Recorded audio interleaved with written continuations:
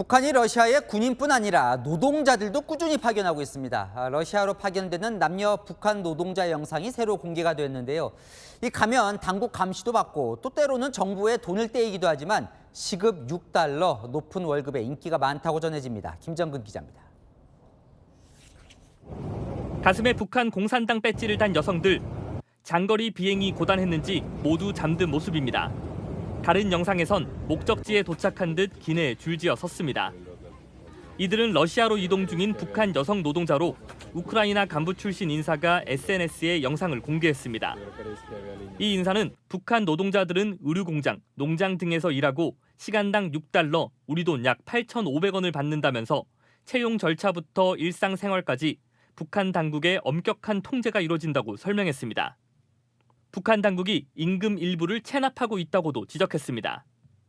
북한 노동자 입장에선 당국과 브로커 등에게 임금 일부를 떼주더라도 북한 내에서 일하는 것에 비하면 한 달에 약 10배까지 더 벌 수 있다는 관측이 나옵니다.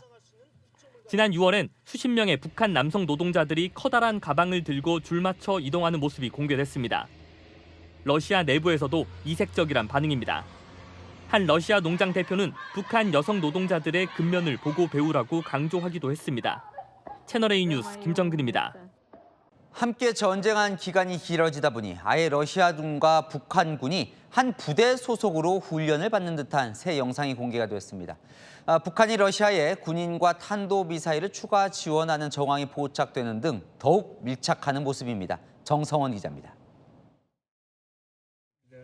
어둑한 곳에서 완전 무장한 채로 쉬고 있는 군인들. 쭈그려 앉은 한 군인이 하품을 하는 사이 대화하는 두 사람에게서 북한식 억양이 들립니다. 마지막에 말해. 러시아군과 함께 훈련 중인 북한군 모습이라며 친우크라이나 SNS가 최근 공개한 영상입니다. 북한군의 소속과 촬영된 장소, 시점은 공개되지 않았습니다. 로이터 통신에 따르면 조만간 약 90명 규모의 북한 미사일 부대가 러시아 서부 보로네시 지역에 미사일 여단에 배치될 예정인데 러시아군과 북한군이 함께 전장에 투입돼 싸울 가능성이 있습니다. 러시아는 현지 시각 어제 북한군 참전에 또 한 번 감사를 표시했습니다. И благодарность участвовавшим в боях военнослужащим КНДР. Они сражались самоотверженно и героически. 북한군 3만 명 배치를 준비 중이라는 주장이 나온 보로네시주 공군기지에서는 현지 시각 지난 1일 AN-124 수송기가 포착됐습니다.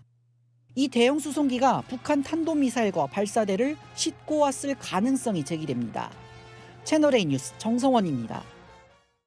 Росія хоче отримати ще 30 тисяч військових з Північної Кореї. Вже з червня готуються у Воронезькій області, щоб їх прийняти. Також Північна Корея готується передати Росії нові пускові установки для балістичних ракет. Це загроза не тільки для України. Росія допомагає Північній Кореї навчатись війні. Вона покращує їхню зброю, дає їм досвід реального застосування зброї. Все це загроза для кожного в Азії, хто в зоні досяжності північно-корейських ракет. 러시아가 북한군 3만 명의 추가 파병을 원하고 있다는 주장이 제기됐습니다. 젤렌스키 우크라이나 대통령이 공개한 내용입니다. 러시아와 우크라이나는 서로 끝없는 보복전을 이어가고 있습니다. 김용성 기자입니다.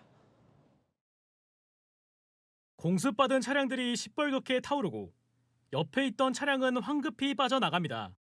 우크라이나 최대 민간 택배업체의 창고가 러시아의 탄도미사일 공격을 받은 겁니다. 러시아는 이 업체가 드론을 보관하고 있다며 공격을 이어가는데 지난 24일에도 우크라이나 북동부 지역 창고가 공격받아 운전수 3명이 사망했습니다. 우크라이나 역시 러시아 최대의 온라인 유통업체 와일드베리스의 창고들이 드론 거점이라고 주장하며 연일 공습했습니다. 양측 모두 상대의 드론 전력을 무력화하기 위해 물류시설 공격에 열중인 겁니다. 민간인 피해도 이어지고 있습니다. 러시아는 우크라이나군이 휴양시설을 공격해 아이 5명을 포함해 12명이 숨졌다고 주장했습니다. 이런 가운데 젤렌스키 우크라이나 대통령은 러시아가 북한군의 추가 파병을 요구했다고 주장했습니다. Росія хоче отримати ще 30 тисяч військових з Північної Кореї. Вже з червня Північна Корея готується передати Росії нові пускові установки для балістичних ракет. 현재 러시아에는 북한군 14,000명이 주둔 중인 것으로 알렸습니다. 채널A 뉴스 김용성입니다. 러시아가 북한군 3만 명의 추가 파병을 원하고 있다는 주장이 제기됐습니다. 젤렌스키 우크라이나 대통령이 공개한 내용입니다. 러시아와 우크라이나는 서로 끝없는 보복전을 이어가고 있습니다. 김용성 기자입니다.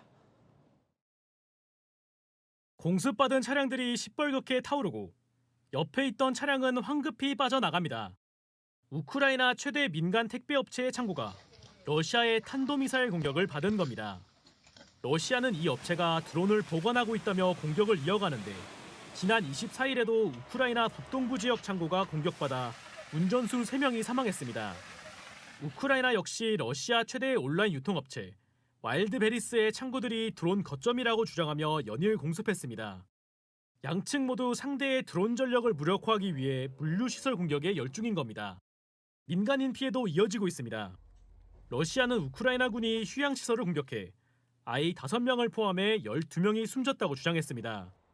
이런 가운데 젤렌스키 우크라이나 대통령은 러시아가 북한군의 추가 파병을 요구했다고 주장했습니다. Росія хоче отримати ще 30 тисяч військових з Північної Кореї. Вже з червня Північна Корея готується передати Росії нові пускові установки для балістичних ракет. 현재 러시아에는 북한군 14,000명이 주둔 중인 것으로 알렸습니다. 채널A 뉴스 김용성입니다. 김정은이 얘기를 했거든요. 아무런 대가 없이 몸을 헌신작처럼 헌신해 도와있을 수도 있어요. 그렇죠. 외국 간다. 옷 준다. 총 준다. 급식이 좋거든요. 북한 군인들은 현재 살아가는 게 전쟁보다 더 심하면 심하거든요. 총폭탄만 날아다닐 뿐이지 총에 맞아 죽나 짓다가 죽나 죽는 건 매한가지인데. 근데 아까 잠깐 얘기 나눴지만 그 류성현 씨가 당시 그게 파병이 2024년이었잖아요. 예. 그때도 이제 군인으로 갔죠. 복무를 하고 있었기 때문에 예. 만약에 본인이 계속 이제 북한에 있었다면은 예. 본인도 파병됐을 수 있다. 좋아했을 수도 있어요. 그렇죠. 왜냐? 뭐요? 외국 간다. 네. 옷 준다. 총 준다. 어. 일단 급식이 좋거든요. 아. 죽기 전까지. 네. 전투에 들어가기 전까지는 네네. 10년이라는 건 왜 얼마나 끔찍하냐면 우리 지금 18개월이잖아요. 18개월인데 지금 집하고 통화도 하잖아요. 네. 개인 스마트폰도 있네 없네 그러잖아요. 뭐 엄마가 소대장한테 전화한다 그러잖아요. 여기는 일단 10년이면 가는 순간 끝이라고 보면 돼요. 면회 없는 사람이 대부분이고 10년 동안 휴가 안 가는 사람이 대부분이에요. 네네. 네. 그냥 가면 그냥 거기서 매일 같은 부대에서 거기다 또 북한에 들어가면 지금 그 얘기는 아직 안 했는데 식량 사정이 엉망이기 때문에 한 20-30% 작게 잡아서 네. 영양 결핍이에요. 밥은 그냥 북한군이. 밥에다가 예. 무 절여갖고 그쪽에서 그걸로 끓여서 국이고 그쪽에 이렇게 다 해요. 그러니까 어디 간다? 외국 간다? 전쟁인지 모르니까 그냥 훈련하러 간다 그러니까 기차 타지, 배 타지, 뭐 외국 가지, 소세지 먹지. 그러면 처음에는 거기다 군복도 새로 주거든요. 총기도 새로 주거든요. 네. 그러면 처음에는 신기했겠죠. 근데 이제 그 다음부터는 이제 현실이 닥치는 거죠. 근데 그렇게 가서 쿠르스크에서 벌어진 그 전투를 포함해서 북한군이 굉장히 많이 숨졌잖아요. 그거는 네. 세계적인 기록일 거예요. 왜냐하면 한 어느 정도로 추정돼요? 2024년 10월경부터 파병이 돼서 네. 11월 말 부분적인 네. 본격적으로는 12월 상순부터 전투가 벌어졌거든요. 어디에? 쿠르스크, 네. 네. 러시아 지역. 이 지역에 11,000명 정도 파병됐다라는 게 정설이에요. 언제까지? 그 전투 시점에. 네. 그리고 푸틴이 그 쿠르스크를 해방했다. 예. 완전히 회복했다라고 공개한 게 4월 27일이에요. 다음. 그러니까 한 5달 됐을 거 아니에요. 네네. 북한도 28일 날 보도했어요. 그러면 5달 전투잖아요. 네. 요때 전사한 사람 숫자를 어떻게 추정하라느냐. 김정은이 해외 군사 작전 전투 위훈 기념관이라는 걸 만들었거든요. 그 벽에다가 이름을 새겼어요. 네네. 전사자들을. 그 추정을 해봤어요. 네. 그때 2,300이 나와요. 전사자만. 숫자가. 네. 네. 보통 전사자 곱하기 3이 부상병이거든요. 네. 그럼 10,000 중에 많이 잡으면 8,000. 적게 잡아도 6,000이 전사 내지는 부상이라는 얘기예요. 또 하나. 절반 또 네. 추정할 수 있어요. 김정은이 네. 여기 파병된 사람들을 영웅칭호를 줬거든요. 영웅칭호는 북한에서 어마어마한 거예요. 그거는 죽지 않으면 받을 수가 없어요. 그래요. 네. 그 영웅칭호를 준 게 예. 100명이 넘어요. 그런데 6.25 예. 6.25 전쟁, 한국전쟁 때 북한 군이 받은 영웅칭호가 700이 안 돼요. 그와 비교해서. 예. 네. 그러면 이게 거의 절반은 죽었다는 얘기, 죽거나 부상당했다는 얘기. 아이고. 이거는 보통 3분의 1이 전사상이 일어나면 네. 부대 기능을 못하고 전멸했다고 그래요. 네. 이 정도면은 괴멸이에요. 아니 근데 물론 북한군 내부에서 처한 현실도 너무 네. 극악이지만 그래서 이제 해외를 가는 게 내가 어떻게 가는 건지도 모르지만 일단 어쨌든 그런 현실에 처하게 되면 그만큼의 대가는 줘야 되잖아요. 대가 이제 영웅칭호 줬다고 했잖아요. 예. 네, 그런데 지금 현재 북한 군인들이 영웅칭호 주거나 무슨 훈장 같은 거 주는 거를 그게 생활? 자기 네. 나중에 생활하고는 크게 관계가 없거든요. 아. 앞으로 뭐 영웅칭호 받은 사람이 예. 노동당에서 그냥 승진은 하겠죠. 음. 근데 그런 그 루트를 타지 않으면 농장 가서 일하고 하면은 뭐 딱히 그게 돈이 되지는 않거든요. 아. 네. 북한군으로 있을 때는 월급이 한 어느 정도 나와요? 월급을 제가 딱 한 번 딱 받아봤는데 월급을 그걸- 한 번 받았다고요? 네. 근데 그거는 그냥 뭐라고 해야 될까요? 신병 받을 때 그냥 월급이 우리도 있어 하고 그냥 맛보기 시킨 거예요. 근데 그 월급으로 알사탕, 이거 막대기 사탕 하나 사 먹을 수가 없었어요. 이건 과장이 아니에요. 네. 아니 월급은 월에 나와야 되는 거잖아요. 군관들, 간부들도 월급 갖고는 쌀 몇 킬로를 살 수가 없어요. 한 달 월급 갖고. 네. 그럼 네. 뭘 주는 거예요? 뭐요? 안 주죠, 뭘 줘요? 뭘 자꾸 뭘 기대를 합니까? 안 주죠. 아니, 국가에 대해서 뭘 기대를 해요? 10년을 들어가 있는데 아무것도 안 줘요? 안 주죠. 저기 잘만 먹여주면 고마운 거죠. 제가 여기 그래도 북한에서 나름 그래도 내 밥은 찾아 먹는다는 거고 예, 내 예. 몸을 하나는 건사하는 그 정도였는데 네. 제가 여기 와가지고 51kg가 나갔어요. 네. 네, 그러니까 웬만한 몸 관리하는 그런 날씬한 몸매였죠. 아, 처음 이제 오셨을 때? 네. 아, 그렇군요. 지금 몇 그- 킬로?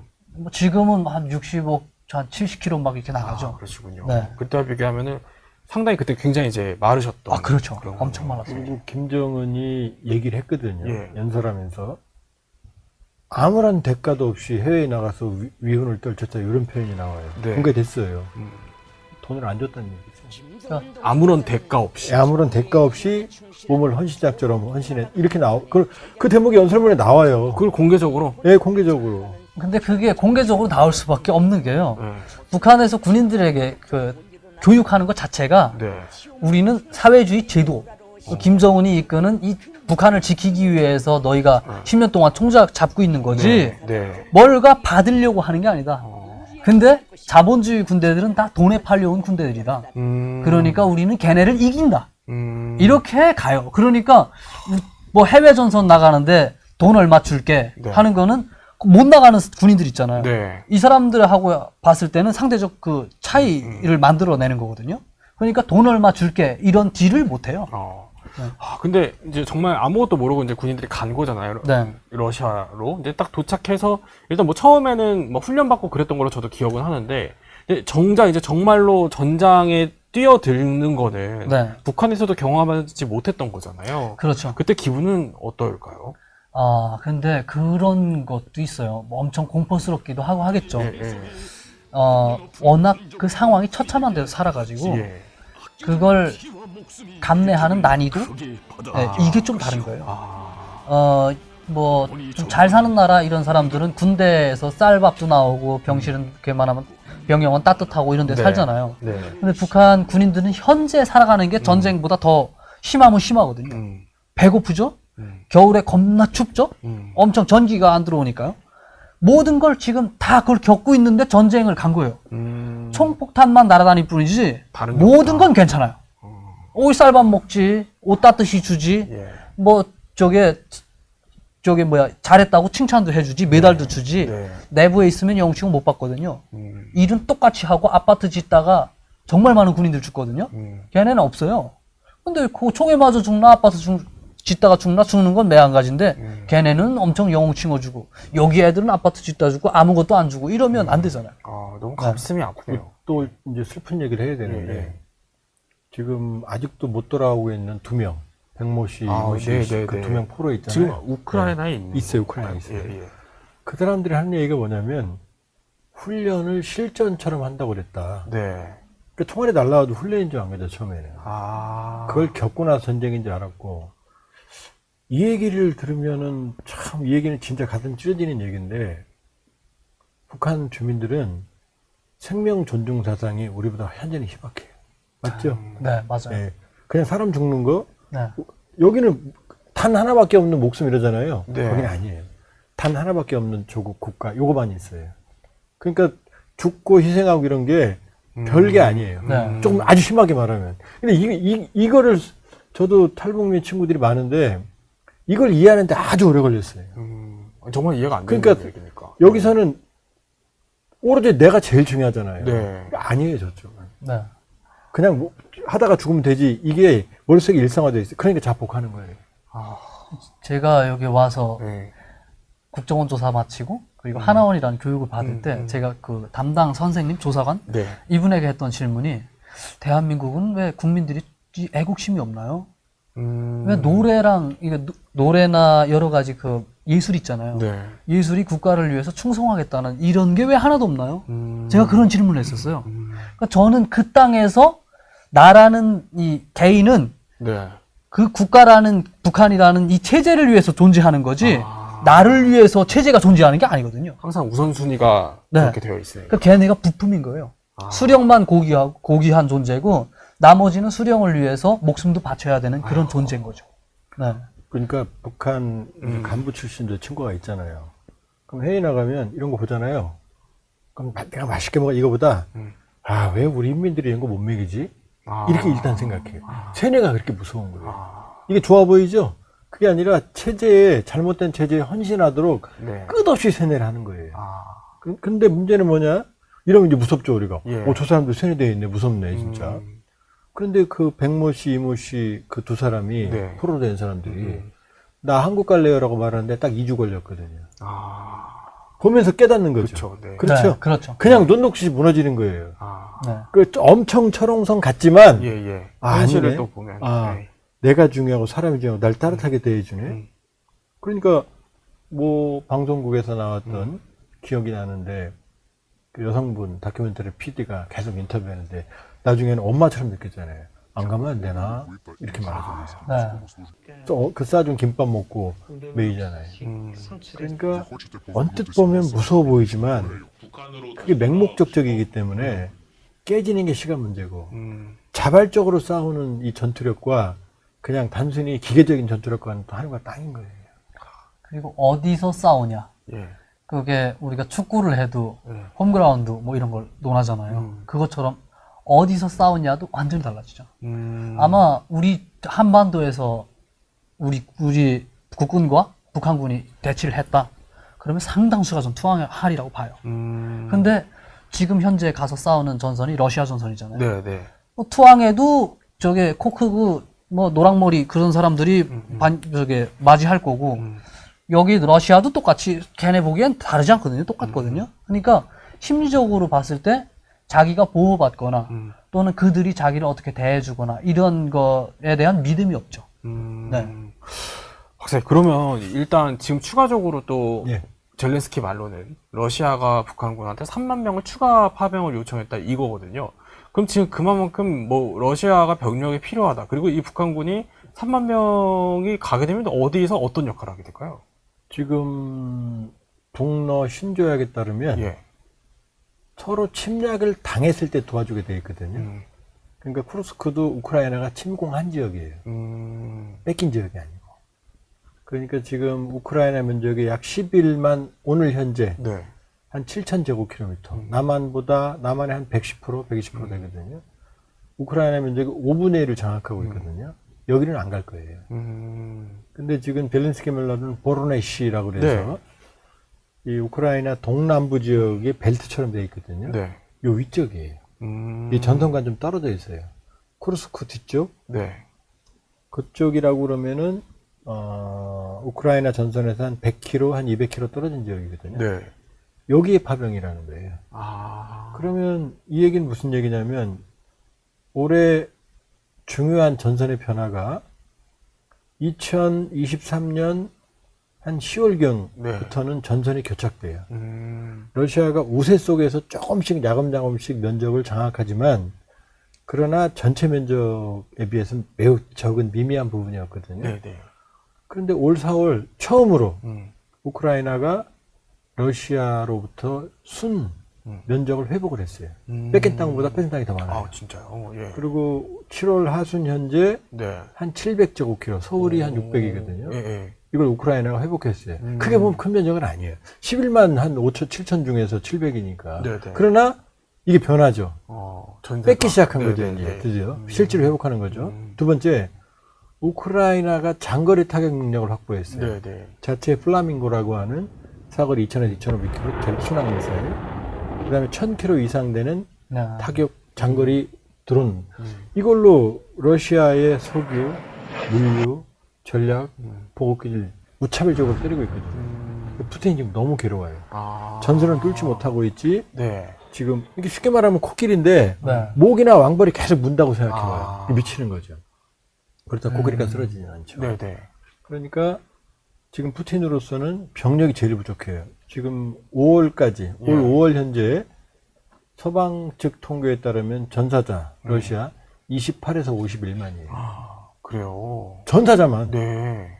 그럼 부상병가 있혀봐요. 러시아도 못 견뎌요. 피해네요. 거기다가 네. 러시아는 징집제지만 징집병은 전선에 안 보내요. 보낼 수가 없게 돼 있어요. 러시아 법상 해외 파병할 때는 러시아 두마 의회 승인을 받아야 되고 법적인 여러 가지 절차가 많아요. 지금 가는 건 계약병 내지 용병이거든요. 아니면 동원된 사람들.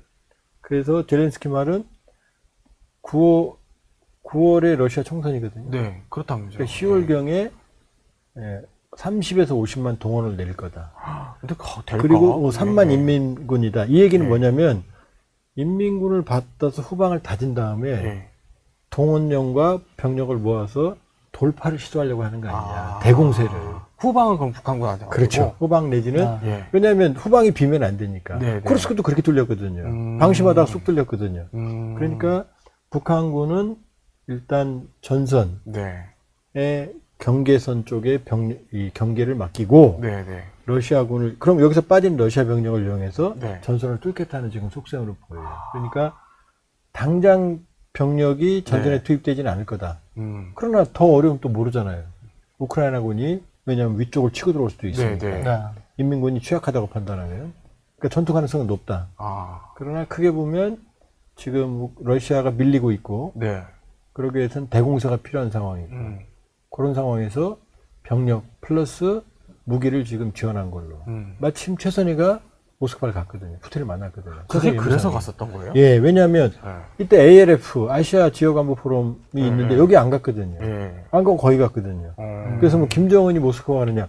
이 와중에 코피 터지고 있는데 김정은이 모스크바 갈 여유가 있겠어요? 그렇군요. 어차피 9월에 첫째 주에 푸틴이 동방경제 포럼 블라디보스토크에 네, 오거든요. 네. 거기 가면 되거든요. 갈 비행기도 없고 김정은이. 그렇다면 파병서를 마냥 무시할 수는 없다. 지금 여러 가지 정황이 추가 파병을 요구하는 상황이고 지금도 수천 명에서 만 명까지가 북한군이 전선 있다. 아직 있어요. 러시아 내에 있다라는 게 지금 공병부터 시작해서 거의 정설이거든요. 근데 이번에 젤렌스키 말로는 북한이 러시아의 새 탄도미사일 발사대도 넘길 준비를 하고 있는 것 같다. 근데 이거는 그냥 병력을 떠나서 화력 지원까지 해줄 수 있다. 왜냐하면 젤렌스키 쪽 SBU 우크라이나 보안국에 따르면 대략 러시아가 쓰고 있는 탄약의 40에서 50%를 북한에 공급하고 있다. 그리고 서울 불바다 발언에 주역했던 170mm 곡산포라는 게 있거든요. 구형이에요. 이건 대부분 지금 없어요. 러시아가 북한이 새로 보여준 155mm, 240mm 방사포 대체했거든요. 얘들이 어디로 갔느냐? 거기로? 러시아로 우크라이나 전선으로 갔거든요. 그러니까 지금 북한이 이게 지금 왜 위험하냐면 K-23 러시아 이스칸데르는 알렉산드라는 뜻이에요. 이스칸데르 미사일을 북한이 만들었는데 러시아 기술 받아서 이걸 초기에 보냈거든요. 근데 초기에는 조금 심하게 말하면 이 오차가 킬로미터 단위였어요. 미사일이. 근데 지금 이게 미터 단위로 줄고 있어요. 그러니까 러시아 기술 이전을 받아서 정밀 그다음에 실전 데이터를 반영해서 개량. 그러니까 양쪽 다 지금 윈윈이 되는 거죠. 그러니까 이게 러시아가 지금 우크라이나의 드론 공세, 네. 미사일 공세에 대해서 대응을 제대로 못 하고 있어요. 제조업 생산 역량이 딸리니까. 그러니까 북한을 병력과 무기의 병참 기지로 활용하려고 하고 있어요. 아니 근데 이번 그 파병 이후에 네. 북한 내부에도 상당히 민심이 안 좋다고 들었거든요. 그런데도 불구하고 이런 결정을 할 것 같아요. 어떨 것 같아요? 사실 북한 군인들이 예. 한 100만 명이 넘는 걸로 추산하고 있거든요. 예. 근데 리얼하게 보면 다 실업자들이거든요. 그게 무슨 얘기예요? 그들이 군대에서 네, 군대는 계속 총 못 쏘는. 네, 할 수 있는 게 없어요. 네. 경제 활동에 참가하고 이런 게 아파트 짓고 한다고 해서 인민들이 밥 먹는 게 뭐 질이 달라지지 않거든요. 그렇게 봤을 때 김정은은 그냥 해외에서 돈을 벌어올 수 있다면 뭐 3만 아니 30만 내보내는 것도 문제가 안 되죠. 아유. 네, 거기 가서 돈 벌어오고 네. 무기 체계 갖추고 레버리지를 만들 수 있다면 그거 30만 명도 그냥 기꺼이 보내죠. 우리 그게 북한이 보냈다고 해서 우리 대한민국에서 어떻게 할 거 아니잖아요. 아니 근데 네. 어쨌든 그렇게 해서 너무 많은 희생자가 났기 때문에 그 가족들을 포함해서 민심이 너무 안 좋다 이런 얘기를 많이 들었거든요. 민심 달래기를 했죠. 예, 예. 네. 근데 이번에 또 보내면 또 민심이 더 악화할 거 아니에요. 민심이 악화한다고 해서 예. 그게 표출되기까지는 민심이 악화한 분 여기 와 있잖아요, 지금. 네. 오히려 제가 그 땅에서 러시아 전선에 가서 죽었다면 오히려 주변의 사람들이 저를 더 반갑게 대했을 수 있어요. 뭐라고 해야 될까요? 저에 대해서 좋은 추억? 남조선으로 도망갔다는 이 추억보다 예. 러시아 전선 가서 싸워서 죽었다면 최소한 학교 선생님들은 그래도 우리 제자가 그래도 당을 위해서 잘 싸웠구나. 이렇게 생각해요? 받아들일 수도 있어요. 네. 이게 민심이 악화되기가 그러니까 뭐 악화됐다라고는 하지만 이게 표출되기가 쉽지 않은 거예요. 그렇죠? 민주주의가 그래서 힘든 거예요. 대한민국이 왜 위대하냐면 예. 1960년 4.19부터 시작해서 우리가 여기까지 오는데 긴 시간이 걸렸잖아요. 네, 네. 이란 보세요. 1월 달에 수만 명이 학살당했지만 신정체제 유지되잖아요. 그러니까 민주주의는 낭만적인 그런 기적이 아니에요. 긴 시간이 걸려요. 그러니까 불만이 있죠. 그러니까 우리 윤석열님이 그렇게 맘먹고 삐라갖고 갔다고 그래도 뿌려도 봉기가 일어나서 민주화된다? 시간이 많이 걸려요. 이게 제 말이 맞죠? 네. 북한 주민들이 민주화되고 민주주의를 체득하는 데는 긴 시간이 걸리거든요. 그러니까 불만이 있어요. 하나밖에 없는 애가 죽었어요. 불만이 없겠어요? 이게 뭐 표출돼서 뭐 김정은 정권을 무너뜨리고 그게 쉽지가 않은 거예요. 민주주의는 그래서 피와 땀을 먹는 이무기예요. 긴 시간 동안. 그러니까 김정은 입장에서는 새별거리 만들어서 네. 아파트 만들어주고 훈장 하나 주고 뭐 영웅 칭어주고 그러면 이제 다독겠다고 생각하는 거죠. 근데 네. 부모 입장에서는요. 애 죽고 나서 아무리 궁궐처럼 같은 집에 사는 무슨 소용이 있어요. 맨날 가슴을 치죠. 그렇다고 해서 나가서 김정은 뭐 때려 이게 안 되는 거죠. 네. 해도 사람들이 아니 당을 위해서 죽었는데 왜 저러느냐 이렇게 나옵니다. 네.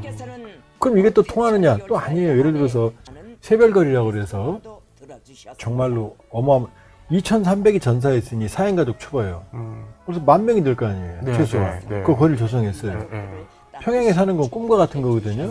그럼 좋으냐? 아니에요. 왜냐? 지금 평양에 시골에 살고 다 흩어져 있으면 장마당이든 떼개밭이든 먹고 살았을 거 아니에요. 근데 갑자기 아무런 연고도 없는 평양에 아파트 딱 주면 처음에는 배급을 주겠지만 영원히 안 줄 거거든요. 그럼 이 사람들은 먹고 살 게 없는 거예요. 네. 연고도 없고. 그럼 그냥 도시 빈민이 되는 거예요. 지금. 도시 아파트에다 데려다 고립시킨 거죠. 네.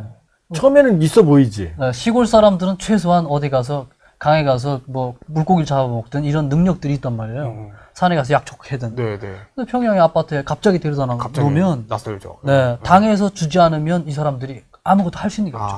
지금은 줘요. 그런데 이게 점점 줄거든요. 당의 능력이 없거든요. 네. 고관 지금 뭐 거의 공직자들도 지금 배급이 네. 제대로 안 들어가는 판인데 그럼 결국 그 동네는 아파트 팔고 또 시골로 가거나 아니면 슬럼이 되는 거예요. 허울뿐인 거네요, 그냥. 그렇게 되는 거죠. 북한 사람들이 러시아하면 그냥 뭐 약간 뭐 친한 관계 관계? 이렇게 가는 거지. 그 중국과 뭐 중국하고 또 다르죠. 그렇죠. 중국은 체감이. 예를 들면은 마오쩌둥 그 아들 마오 안닝 무덤이 평안남도 있어요. 평안 근처에. 네. 또 달라요. 그러니까 주민들 입장에 중국과 러시아는 확 다르다. 그래서 그렇죠. 어떻게 하느냐. 소련군이 들어올 때 일부 희생한 그 기념한 건 해방탑이라고 그래요. 네, 알죠? 네. 평양에. 그런데 중국은 열사령이라고 그래요. 중국 인민지원군 참 열사령이라고 그러거든요. 네. 근데 갑자기 러시아를 위해서 그러니까 김정은이 머리를 또 어떻게 하느냐. 위험한 시도를 해요. 우리 선생님 북한에서 조국 광복군은 김일성이죠. 네. 이쪽 뭐 안중근 선생님 뭐 유관순 열사 아무것도 모르죠. 딱 김일성 수령이 위대해서 다. 네, 싹 지워버렸거든요. 그런데 파병한 다음에 뭐라고 말하느냐. 6.25 때 혹은 7.27 정전일 때 뭐라고 말하느냐. 그 러시아의 전승기념일 5월 9일 네. 그때 뭐라고 연설을 하냐면 이 전승이 없었다면 그러니까 스탈린이 히틀러를 얘기 안 했다면 여기 해방도 없었다고 말이에요. 김일성까지 지워버려요. 굉장히 충격적인 말이죠. 네. 이 말. 그거 보고 이런 놀랬죠. 말은 예전에 북한에서 쓸 수 없는 그런 그럼 말이었죠. 삼족을 멸족당하죠. 만약 일반인이 그렇게 말하면. 그러니까 러시아의 관계를 강화하려고 이제 할아버지까지 지워버리는 거예요. 조작된 역사까지 지정해요. 그래서 그러니까 우리가 러시아를 도와줘야 된다. 포석을 깔았네. 네, 그리고 참호라는 걸 전호라고 그러거든요. 네. 우리는 러시아에 언제나 한 전호에 있을 것이다. 한 참호에 싸우겠대요. 근데 일반 군인들은 우리 윤석열님 같은 사람들은 모르지. 우리가 왜 러시아랑 한 전호를 싸워야 되는 건지. 근데 김정은이 그렇게 말한다고 안 되죠. 북한 사람들이 러시아에 대한 인식이 그렇게 좋지는 않았어요.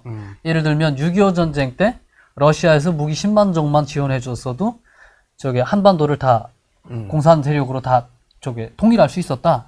근데 러시아가 도와주지 않아서 네. 우리가 거기가 막힌 거다. 그렇게 가르쳐요? 네, 이런 논리도 있어요. 북한에서. 그래서 중국인민 지원군들이 네, 나와가지고 네. 도와줘서 네. 우리 혈맹이다. 뭐 이런 논리도 있고 하죠. 그러니까 뭐 중국을 더 부각시키기 위해서 약간 그렇게. 그러니까 시기적이마다 중국하고 잘 지내고 싶을 땐 그런 얘기하고 또 러시아하고 잘 지낼 때는 또 이런 얘기하고 하는 거죠. 중국의 북한 사람들이 또 잘 들여다보면 중국 사람들 엄청 싫어해요. 노동당국도 같고요. 중국 사람들 표현하는 거를 네. 똥떼놈들이라고 표현하거든요. 그건 뭐예요? 그러니까 똥덩어리 같은 놈들이라는 거예요. 엥? 네, 그러니까 그렇게 표현을 해요. 중국을 엄청 싫어하거든요. 이게 노동당에서 직접적으로 교육한 건 아닌데 네. 그 암묵적으로 돌아가는 말이죠.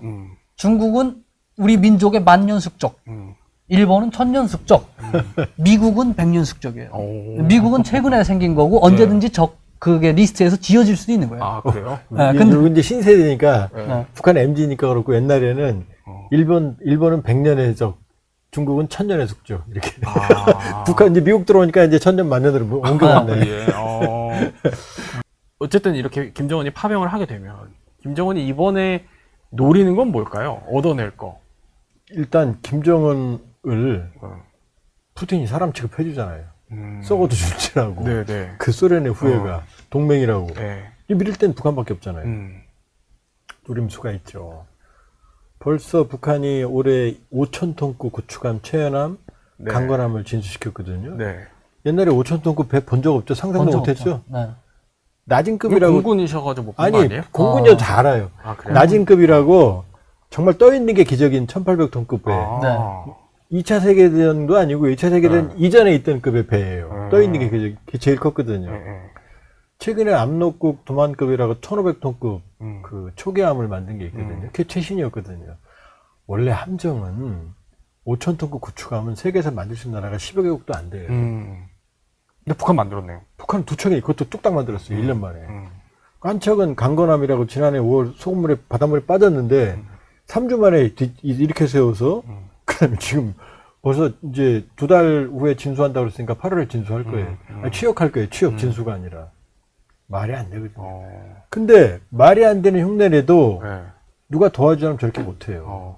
8,700톤급 핵추진 잠수함을 건조하는 장면. 네. 네. 우리도 지금 시작해도 10년 더 걸리거든요. 네. 그게 어떻게 갑자기 만들어져요? 안에 원자로가 있다는 얘기인데 있는지 없는지 모르겠지만. 네. 그 다음에 155mm 자주포 K9 우리의 똑같이 생긴 거. 물론 자세히 보니까 허접스러워요. 아, 그래요? 근데 네. 이거는 155mm 자주포를 전 세계 자주포 시장 우리가 절반을 휩쓸거든요. K9이. 네. 그 얘기는 최고 선진국도 못 만든다는 얘기예요. 그걸 보여줘요. 공대공 미사일을 쏴요. 공중 주요 교무 통제를 흉내를 내요. 물론 내용은 제가 보기에는 상당히 떨어질 거예요. 그렇게 안 나와요, 성능이. 네. 근데 누가 안 도와주면 이게 돼요? 다 러시아죠. 아니 그러면 그동안 파병의 대가로 얻어낸 게 상당히 많았다 이 얘기예요? 많은데 네. 경제적인 효과는 경제 지표를 보면 아니까. 네. 환율, 물가 굉장히 높은 거 알죠? 네. 네. 경제적인 효과가 별로 없어요. 그리고 러시아는 산업이 없어요. 음. 석유 정도 줄 거예요. 밀가루 정도. 근데 북한의 기간 그 에너지 인프라가 석탄인데 네. 석유 준다고 갑자기 그게 뭐 쫙 퍼지나요? 공급망도, 운송망도. 경제적인 효과가 미미해요. 그럼 그 인민군 목숨값은 뭘로 받았느냐? 지금 나오죠. 말해주잖아요. 군사적. 북한 능력으로 안 되는 것들이잖아요. 지금. 거기다 김정은이 그냥 인민군 죽은 데서 우는 척하지만 네. 무기가 복은 해야 하고 다니거든요. 근데 무기를 받는데 군사협력으로 받는다는 얘기죠. 인민군 현대화가 김정은의 꿈이에요. 그렇죠. 재래식 무기의 균형을 맞추겠다는 게 김정은이 지금 최근에 내세우고 있는 건데 네. 재래식 무기로 북한은 우리 대한민국의 상대 자체가 안 되거든요. 예를 들면 북한군에 제가 있었던 부대에 전투 차량이 한 10대가 있는데 거기서 굴러갈 수 있는 게 한 대 내지 1.5대예요. 네, 나머지는 다 그냥 고철이에요. 근데 대부분 다른 데도 다 똑같아요. 탱크 북한의 예전에 우리 K9 이건 말고 다른 떨어진 버전의 자주포 계열이 있었어요. 155mm가 있었죠. 네. 근데 제가 그 포가 제가 자란 동네에서 근처에 있었는데 7살 때까지 유치원 다닐 때까지 그 포를 보고 고등학교 졸업할 때까지 단 한 번도 못 봤어요. 땅굴에서 기어 나오지 못하는 거예요. 꺼낼 수 있는 능력도 없고. 네. 그게 고철 있긴 있나? 땅굴에? 있기는 있겠죠. 근데 다 새빨갛게 녹스럽겠죠. 네. 그것도 뭐 아까 구리스 뭐 비싸요. 네. 골동품이니까. 아. 예를 들어서 좀 비하하는 게 아니라 흉내를 내는 게 중요한 게 아니고 K9 자주포는 급속 사격으로 15초 동안에 3발을 쏠 수 있어요. 탕커 이 정도 쏜다는 얘기예요. 그 얘기는 뭐냐면 정해진 좌표가 한 발 쏴도 전혀 미동도 안 한다는 거예요. 흔들리지 않는다. 그 서스펜션이 굉장히 네. 그래서 폴란드도 자기들이 자주포 만들 때 우리 하체를 사갔어요. 위에 포탄만 자기네 걸 썼거든요. 왜? 이게 별거 아닌 것 같지만 충격을 흡수해내야 되거든요. 차도 비싼 차는 거의 서스펜션이 미동을 안 하잖아요. 북한 자주포 훈련하는 거 보면 한 방 쏘면 출렁거려요. 멀미약 먹어야 돼요, 안에. 너무 흔들려서. 그러면 이게 왜 중요하냐? 그 쏘는 순간 흔들린다는 얘기고 쏘고 나면 모든 좌표가 다 흔들리기 때문에 얘가 다시 좌표를 잡는데 시간이 많이 걸린다는 얘기거든요. 그 정도거든요. 그 기술력이라는 건 그냥 흉내낸다고 되는 게 전혀 아니에요. 우리가 지금 나로 이런 거 아무리 세계적인 선진국 그러지만 지금 우주 발사체 만드는 거 나로 러시아에서 일단 빌려다가 그거 보고 공부하고 누리호 만들고 지금 페이로도 계속 늘리고 있잖아요. 이게 정상인데 북한은 뚝딱뚝딱 해치운단 말이에요. 김정은 말 한마디면 야 소금물에 빠졌어 배가 그 축함이 그럼 엔진 같은 건 다 못 써요. 전자장비 다 못 써요. 야, 다음 달에 진수시켜 그럼 해야 되는 거예요. 북한이 그래요 지금. 북한은 다른 정상적인 국가들이 이해할 수 없는 이런 액션들을 자꾸 취하죠. 예를 들어서 김정은이 가가지고 야 여기다가 1년 만에 80층짜리 아파트 완공시켜. 그러면 얘는 머리가 안 좋아가지고 80층짜리가 몇 년 걸리는지 잘 몰라요. 그냥 건설하라면 군인들을 그냥 때려 박는 거예요 그게. 24시간 그냥 그 현장에 돌아가는데 거기서 건설을 못하면 별들이 다 떨어져 나가는 거예요. 그러니까 얘네가 그거 품질을 맞출 수가 없어요. 아니, 그렇게 지은 아파트가 안전하겠어요. 그러니까요. 화장실에 물탱크에 물을 넣으면 옆벽으로 이제 흘러나가는 거죠. 방수 처리랑 이런 게 없는 거죠. 그러니까 아파트가 붕괴도 되고 이런 사건이 나오는 거죠. 배도 똑같죠. 배도 우리가 기술력이라든가 이런 자본을 때려 넣어서도 잠수함 하나 건조하는데 몇 년 걸리고 5,000톤짜리 만드는데 몇 년 걸리거든요. 근데 북한은 1년 만에 그걸 만들거든요. 근데 그게 그만큼 엉성하고 수령한데 갑자기 그냥 칭찬받기 위한 거고 우리 만들었습니다. 보여주기식이 엄청 강하죠. 이렇게 보시면 돼요. 지금 현대 기아 자동차가 차를 만들잖아요. 그러면 그 차를 주행 시험을 아주 오랫동안 합니다. 그럼 계속 고쳐요. 그게 최종 완성품을 내거든요. 북한은 설계대로 조립하면 그걸 파는 거예요. 그냥 실전에. 그러니까 못 쓰죠. 쓸 수가 없어요. 그렇게 돼서는. 그러니까 우리가 무시해서도 안 되지만 북한이 저렇게 무슨 뭐 김정은이 만능이면 경제가 왜 저 모양이에요. 김일성, 김정일 김정은의 말대로 됐다면 네. 다 신인데 말 한마디로 다 되는데 왜 저 모양이에요? 왜 사람들이 굶어야 돼? 원래 이제 박사님 말씀하시는 대로 거기에다가 수령이 말을 하면 거기다 토를 다는 사람이 있어야 되는데 아, 수령님 그거는 이렇게 되면 안 될 것 같습니다. 이렇게 해야 되는데 그러면 죽으니까 말을 못 하는 거예요. 아, 토를 못 하는. 네, 아, 수령님의 생각은 정말 위대하십니다. 무조건. 박수 쳐줘가지고 무조건 해야 되는 거예요, 그대로. 그러니까 실생활에 적용하면 다 오류가 나타나는 거죠. 그렇겠네요. 오류가 무조건. 나타나면 그건 김정은의 수령 잘못이 생각대로만. 아니고 네. 간부도 잘못이에요. 그 그렇죠. 말을 제대로 이해를 못한 거예요. 아, 네. 네. 지시는 김정은이 아닌데. 김정은이 했는데. 김정은이랑 어디 현지지도랑 이렇게 쭉 가는 장면들 보면 나머지 뒤에 사람들은 자꾸 뭘 쓰거든요. 김정은이 뭐 무슨 얘기를 하면 그거 빼지지 않고 다 기록해 했다가 그래야 그 액션을 취해야 그 자리를 지킬 수가 있는 거예요. 되든 안 되든 그 수령이 말한 대로 해야 되는 거예요. 아. 네. 자, 어쨌든 김정은의 이런 지시로 3만 명의 추가 파병이 이루어질지가 참 관심인데, 박사님 끝으로 이 3만 명 추가 파병이 된다면은 우리 한반도에도 사실 상당한 영향이에요, 그렇죠? 일단 실전 경험, 네. 파병, 그 다음에 러시아의 군사 기술 이전, 네. 그 다음에 김정은이 그럴 거 아니에요. 유사시 내가 도와줬으니까 유사시 너도 날 도와줘야 되는 거 아니야? 물론 좀 복잡합니다만 네. 그런 면에서 여러 면에서 좀 부담이 있다. 예. 이렇게 볼 수가 있고, 그러니까 한반도 안보에는 여러 면에서는 긍정적인 것보다는 부정적인 측면이 많죠. 그러나 또 하나는 뭐냐면 이게 일반적인 파병, 자발적인 파병이 아니니까 네, 네. 그 다음에 초기에 갔던 병력들이 예. 북한으로서는 최정예였어요. 아, 이미 한번 갔었던? 폭풍군단부터 네, 네. 경보병여단, 그 다음에 정찰총국이라고 잘 아실 거예요. 정찰총국에 있는 병력들은 정예 중에 최정예예요. 그리고 또다시 간다 그러면은 북한은 병력의 숫자보다는 실제 전투할 수 있는 병력은 얼마 안 되거든요. 그쪽에 급속한 소모가 있으니까 네. 이게 뭐 무작정 예. 뭐 북한군을 강화시킨다. 그리고 이게 기술 이전을 받으면 순차적으로 이게 시간을 들이고 우리처럼 울람전 파병을 뭐 배경으로 이게 아니거든요. 그러니까 안 좋은 건 사실이다.